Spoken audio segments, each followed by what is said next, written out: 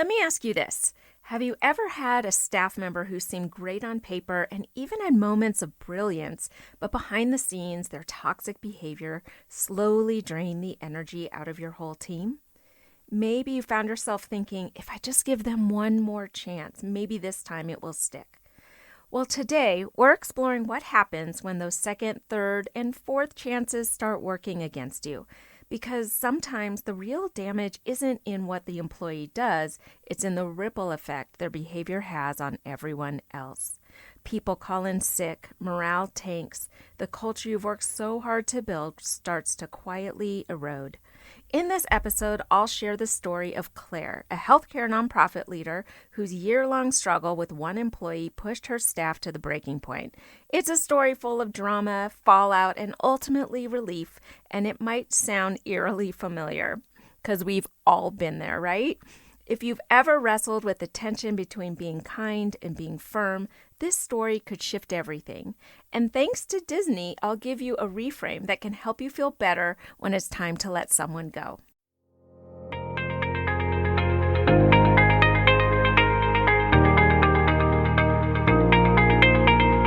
Welcome to Nonprofit CEO Spark, the podcast for bold leaders ready to navigate growth and change with courage and confidence.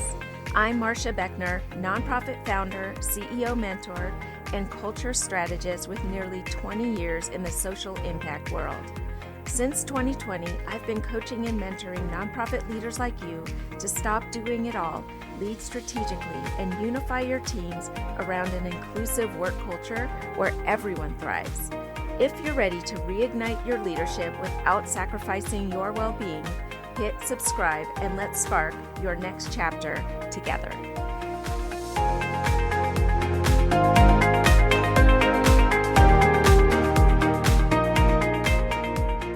Now, before I share the story about Claire, I want to take you back in time to set up the episode. I mentioned Disney, right? Well, I grew up in Anaheim, California, right down the street from Disneyland, and of course I worked there in high school. What an amazing first job. I learned from the best about customer service and how Disney intentionally designs the happiest place on earth. We weren't just employees, we were cast members. Guests weren't just customers, they were part of the show. I worked at the Enchanted Tiki Room, the infamous animatronic bird show at Disneyland. My job was to open the performance by tapping on the macabre bird's perch above me and announce, "Wake up, Jose, our guests have arrived." And we would have 20 seconds of banter before the theater would come alive with music, lights, and musical birds. In the tiki tiki tiki tiki tiki room, the tiki tiki tiki tiki tiki room. Have you ever been in the tiki room? It's so much fun. Well, this entertaining 20-minute show filled the theater with Polynesian fun and delighted everyone inside. Now, the costume I wore was embarrassing for 16-year-old me. Imagine a long polyester, bright yellow and orange muumuu with black tennis shoes. Yes, that was me, not fashion forward, but even that couldn't take away the joy of being part of something bigger. Culture mattered there. Every cast member, no matter their role, was expected to help create magic for our guests. So, how does Disneyland tie into nonprofit culture? We will get there. But first, now let me tell you about Claire, a healthcare nonprofit executive director who had a nurse on her staff. Let's call her Mary. On the surface, Mary looked like a solid employee. The patients liked her, the volunteers liked her, but over time her behavior towards her colleagues became the real issue. She was condescending, dismissive, and disrespectful. Nurses started to call in sick just to avoid her. Claire did what so many of us would do. She created a performance improvement plan, clearly laying out expectations to respect your colleagues, collaborate, and treat people with dignity. Mary improved, but only for a few short weeks, and then the old habits crept back. Claire gave Mary another performance improvement plan, and again, Mary improved temporarily, but soon the disrespect returned, and this time, Mary even withheld critical safety information that could have endangered patients. Thankfully, a doctor caught this before disaster struck. Now, after 2 performance improvement plans and a major safety violation, Claire had no choice but to let Mary go. The fallout, though, Mary had two close friends on the team. One quit immediately in solidarity with Mary, and the other threatened to. Claire feared she had just made everything worse. But then something surprising happened. The rest of the team felt lighter. Relief swept through the staff. No more dread, no more walking on eggshells, and no more mental health days to stay away from Mary. Even though they were short-staffed for a short while, morale and trust started to rebuild. So here's where the Disney lessons connect. It's time to think about patterns. Patterns matter more than specific moments. At Disney, the show had to go on every time. One cast member who consistently broke the magic couldn't be hidden. Mary's pattern of disrespect was like a cast member at Disneyland breaking character in front of the guests. It's also important to remember that culture is contagious. At Disneyland, everything was designed to make cast members feel part of the magic because how employees felt shaped how their guests felt. Mary's negativity worked in the same way, but in reverse.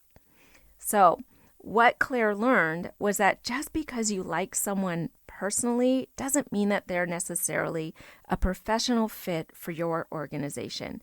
Claire kept giving Mary chances because she liked her, much like a Disney manager might keep someone who's fun backstage but unprofessional on stage. And likability isn't the same as reliability, respect, or safety. At Disney, if a cast member didn't perform, the show couldn't stall. Leaders had to act quickly. Nonprofits are no different. The mission can't wait for one person's drama. Claire later told me that she regretted letting things drag out for a whole year, but she also realized something powerful. By holding on too long, she wasn't being kind. She was actually being unfair to everyone else. And this is where the Disney wisdom comes back in. When Disney lets someone go, they often say they are helping them find their magic somewhere else. I love that because if someone is consistently unhappy at work, chances are they aren't finding their magic with you anyways. Sometimes the kindest thing you can do is to help them discover where they actually belong. And if this perspective shift works at the happiest place on earth, it can work for us in the nonprofit world too. Now, finally, let's ground into reality. As CEOs and executive directors, we not only need to protect our culture, we want to protect our organizations from legal and reputational risk, right? So here are some steps, 6 steps, to always follow when you're dealing with a poor performer or toxic staff behavior. Number 1, document specific behaviors, not vague attitudes. Instead of writing, Mary has a bad attitude, describe what actually happened. For example, on June 12th, Mary raised her voice at a colleague in front of patients, or 3 staff members called in sick on days scheduled with Mary because they didn't want to work with her. Stick to facts, dates, and observable actions, and this keeps the conversation grounded in behavior rather than personality. Number 2, tie the behaviors directly to your organizational impact. Go beyond what the person did and explain how it affects the mission, the team, or safety. For example, when Mary withheld information about the new protocol, staff safety was compromised and patient care was at risk. This shows the issue isn't personal, it's about protecting people and the organization. Number 3, communicate expectations clearly and measurably. Vague language like be nicer or improve teamwork sets no one up for success. Instead, spell out concrete expectations such as no raised voices toward colleagues, or all safety updates must be communicated within 24 hours. This way, the employee knows exactly what's required to improve. Number 4, provide a fair timeline and opportunity for improvement. A performance improvement plan should outline how long the employee has to demonstrate consistent progress. 30 to 90 days are common. During that time, offer coaching, check-ins, and resources to help them succeed. And if you've documented the support offered, you can show that the organization acted fairly. Number 5, follow your policies consistently. Consistency is your best protection against claims of unfair treatment. If your handbook says 2 performance improvement plans before termination, follow it. If it allows immediate termination for a major safety violation, enforce it. Apply the same process across all staff, prevents accusations of favoritism or bias. And finally, number 6, consult HR or legal before making the final call. Before termination, especially if the employee has a long tenure, close friendships at work, or a history of complaints, get a second set of eyes. HR, your legal counsel, or your board's HR committee can confirm that your documentation is complete and your policy aligns with your process. That extra step reduces the risk of legal backlash or reputational harm. So again, those 6 steps are to 1, document specific behaviors, not vague attitudes. 2, tie behaviors directly to organizational impact. 3, communicate expectations clearly and measurably. 4, provide a fair timeline and opportunity for improvement. 5, follow your policies consistently. And 6, consult HR or legal before making the final call. Claire's story reminds us that holding on to the wrong person for too long doesn't just hurt the individual, it drains the whole team, erodes culture, and detracts from the mission. Leadership isn't about endless chances. It's about protecting the people who are showing up with energy and care. So here's a reframe for you. Sometimes letting someone go isn't cruel, it's kind. If an employee isn't finding alignment with your culture and values, then as leaders, we can help them find their magic somewhere else. If this mindset works at the happiest place on earth, remember it can work for us too. So here's your spark plug shift for the week. Think of one person on your team who feels more like a drain than a fit. Instead of asking, how do I keep them? Try asking, would they be happier and more successful somewhere else? Write down what it would free up for you, your team, and your mission if you embrace that perspective. That one small shift in thinking might be the first step to protecting your peace and helping your team member find their magic somewhere else.